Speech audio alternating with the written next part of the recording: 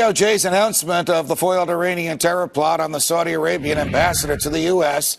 comes at a time, as we were just discussing, when Eric Holder has been subpoenaed for the Fast and Furious operation, a scandalous event that put U.S. firearms, military-grade weapons, in the hands of Mexican drug cartels. So what can we make of all this? For big picture analysis, we also turn to former CIA operative and chief of the bin Laden unit, Michael Scheuer. Michael, it's always a pleasure.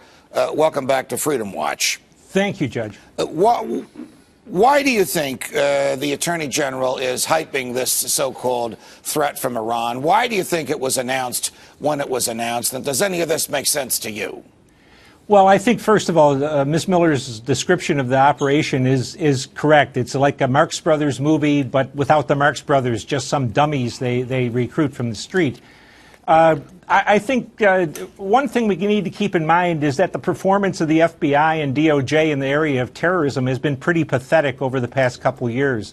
They may have jumped at something because it gave an appearance of actually being successful, but really it turns out to be just another sting, Judge.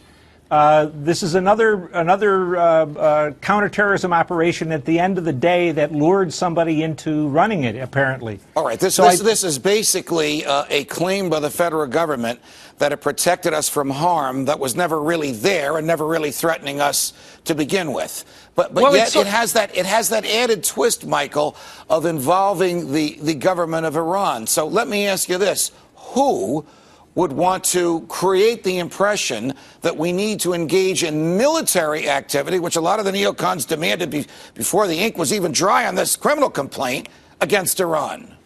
Oh, the only people that would benefit from that would be the Israelis and the Saudis. And I think if I was looking at a counterintelligence operation to decide where this information came from, I'd be very interested to see if I could find an Israeli hand or a Saudi hand. Because in the long run, Judge, both Israel and Saudi Arabia are much more dangerous enemies to the United States than the Iranians are. The Iranians are a third-rate military power that we could handle very easily. But, you know, the Congress is crazy for war with Iran. Listen to Senator Graham and Senator McCain and Joe Lieberman. They're owned by the Israelis. The Saudis are very influential. So when you look at these kind of things, you have to ask, who would benefit from the war? The Israelis and the Saudis would love to see our money and our young men and women being killed to fight their enemies in Iran. All right, you have engaged professionally in counterintelligence to enhance the security of the United States during much of your adult life. Tell me, Michael, could this be a case in which the American government, in which the Justice Department was played like a fiddle by foreign entities? It thought it was running the case, it thought it was in control of it, but in reality, these people that were involved were not under their control, but were under the control of someone who wanted to foment animosity between Iran and the United States. I don't think it's impossible, Judge. I, of course, don't have the information to say that. But when you look at the bottom line, who this benefits, if it leads to military action against Iran, it only benefits the Israelis and Saudi Arabia. And there's a precedent for it.